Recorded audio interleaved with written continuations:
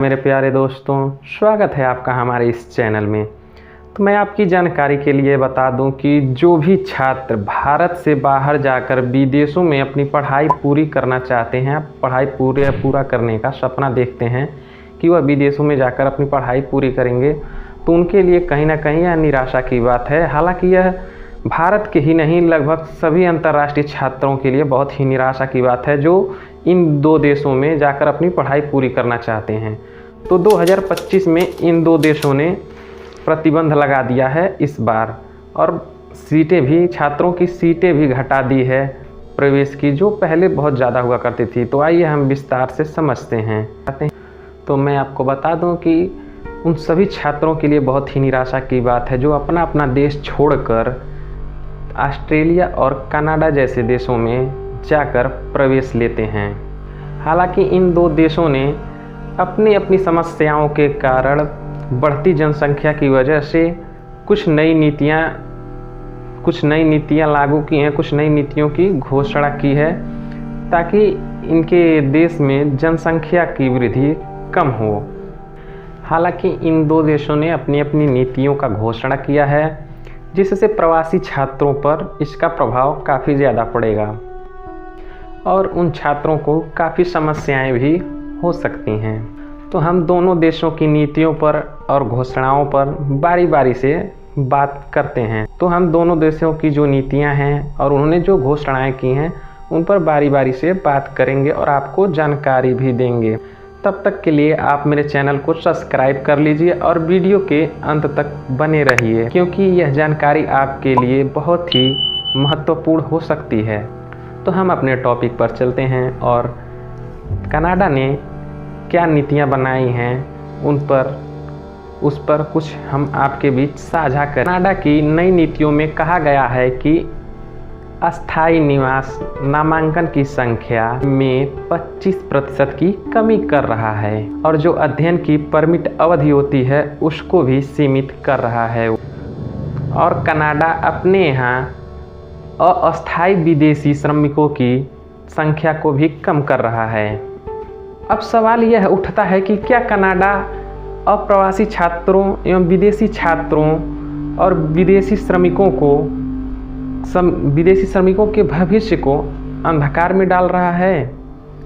आखिर किस वजह से यह कनाडा इस तरह की नीतियां अपना रहा है, हम आगे वीडियो में आपको ज़रूर बताते रहेंगे और आप वीडियो के अंत तक जरूर बने रहिएगा। हालांकि इस नई संघीय नीति के खिलाफ भारत के सैकड़ों छात्रों ने धरना प्रदर्शन, विरोध प्रदर्शन किया है, जिसके कारण उनको देश से भी बाहर किए जाने का खतरा उन पर है।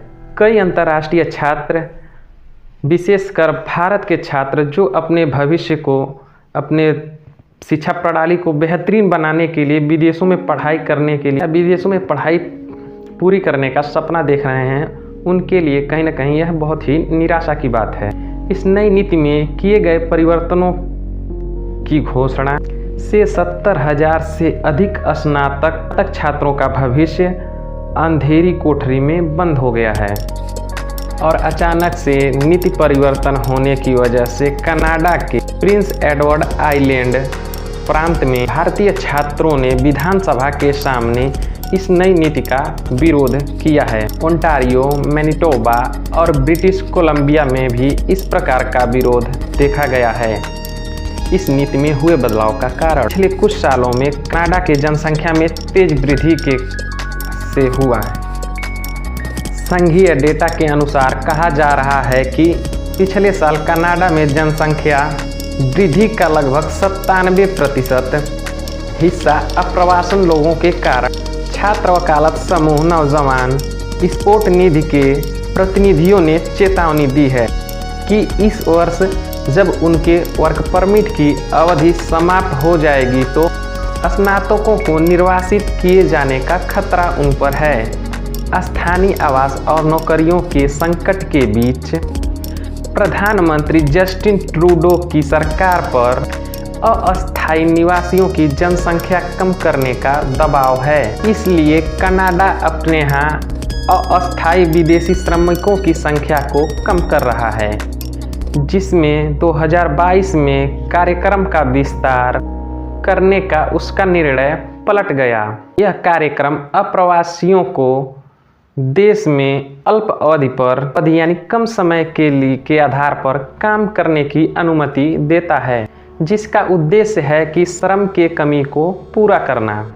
रोजगार और सामाजिक विकास कनाडा ESDC के अनुसार 2023 में 1,83,820 अस्थायी विदेशी कर्मचारी वर्क परमिट दिए गए थे, जो कि 2019 के अनुसार 88% अधिक था।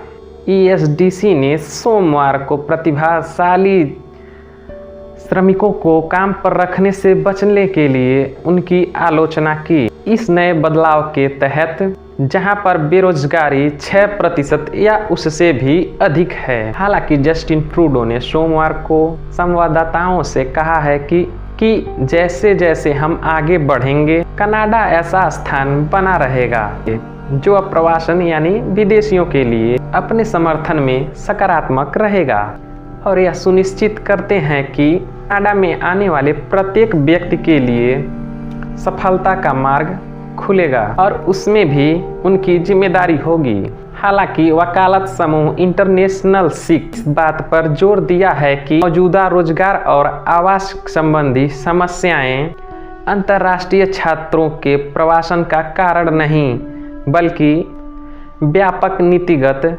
विफलताओं का कारण है। कुछ इस तरह की ही बातें ऑस्ट्रेलिया से भी उठ रही हैं कि ऑस्ट्रेलिया ने 2025 तक विदेशी यानी अंतर्राष्ट्रीय छात्रों पर प्रतिबंध लगाया है। इसकी वजह से काफ़ी ज़्यादा भारतीय छात्र प्रभावित होंगे। हालांकि इसकी वजह से, इन सब कारणों की वजह से भारतीय ही नहीं बल्कि सभी अंतर्राष्ट्रीय छात्र प्रभावित होंगे जो अपना देश छोड़कर विदेशों में पढ़ाई करने का सपना देखते हैं। ऑस्ट्रेलिया ने घोषणा किया है कि वह इस वर्ष 2025 तक अपने यहाँ अंतर्राष्ट्रीय छात्रों की संख्या को घटाकर 2.7 लाख तक सीमित कर रहा है कि बढ़ते प्रवासन से निपटा जा सके, क्योंकि जब ज़्यादा सीटें और ज़्यादा व्यवस्थाएं नहीं दी जाएंगी लोगों को, तो प्रवासन कहीं ना कहीं प्रवासन से निपटा जा सकता है। और ऑस्ट्रेलिया का यह भी कहना है कि बढ़ते प्रवासन के कारण घरों के किराए आसमान छू रहे हैं।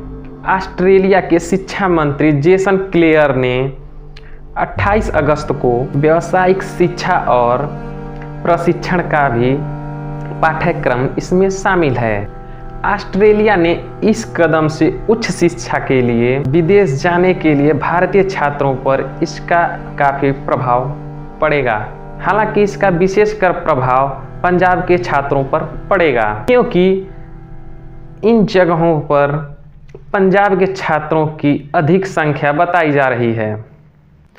ऑस्ट्रेलिया में माइग्रेशन एजेंट रजिस्ट्रेशन अथॉरिटी के सदस्य सुनील जग्गी ने कहा है कि 2022 में ऑस्ट्रेलिया ने विदेशी छात्रों की प्रवेश सीमा को 5.10 लाख तय किया था और 2023 में यह संख्या घटाकर 3.75 लाख कर दी गई और उन्होंने अब वार्षिक नियोजन स्तर और भी ज़्यादा कम कर दिया है।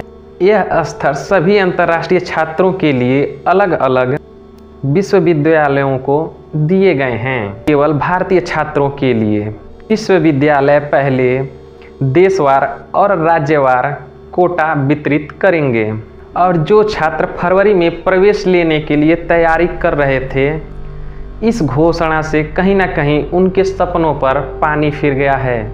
हालांकि इस घोषणा की वजह से विशेषकर पंजाब के छात्र ज़्यादातर प्रभावित होंगे। भारत के विदेश मंत्रालय के अनुसार ऑस्ट्रेलिया में देश के लगभग 1.22 लाख छात्र अध्ययन करते हैं। भारत के क्वाड पार्टनर कनाडा, अमेरिका और ब्रिटेन के बाद विदेश में अध्ययन करने वाले छात्रों के लिए चौथा सबसे बड़ा गंतव्य ऑस्ट्रेलिया है। हालांकि ऑस्ट्रेलिया ने विदेशी छात्रों का वीज़ा शुल्क जो कि पहले 710 ऑस्ट्रेलियाई डॉलर हुआ करता था, उसको बढ़ाकर 1600 ऑस्ट्रेलियाई डॉलर कर दिया है, ताकि प्रवासन के स्तर को कम किया जा सके। तो कहीं ना कहीं भारत से विदेश जाकर पढ़ने वाले छात्रों के लिए बहुत ही निराशा की बात है। उम्मीद होगी कि आपको इस वीडियो से कुछ अध्ययन या कुछ जानकारी ज़रूर प्राप्त हुई होगी। तो तब तक के लिए आप मेरे चैनल को सब्सक्राइब कर लीजिए, और वीडियो पसंद आई हो तो लाइक ज़रूर कर दीजिए। और आप लोगों का बहुत बहुत धन्यवाद जो लोग मेरी वीडियो को पूरा देखे होंगे।